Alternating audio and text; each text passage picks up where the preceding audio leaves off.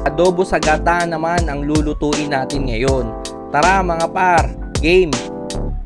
Maglagay lang tayo ng mantika, bawang, sibuyas, at ng luya.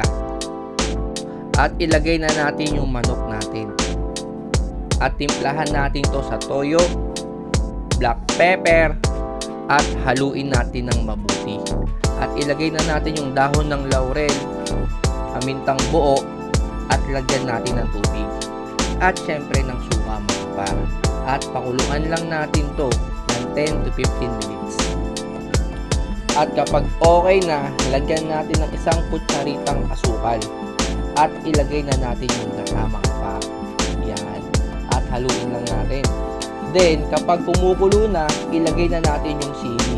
Ganyan lang kasimple mga par. Finished product na tayo. O, paano? Talaga naman. Sira na naman ang diet natin. Salamat sa panonood mga para. Paalam!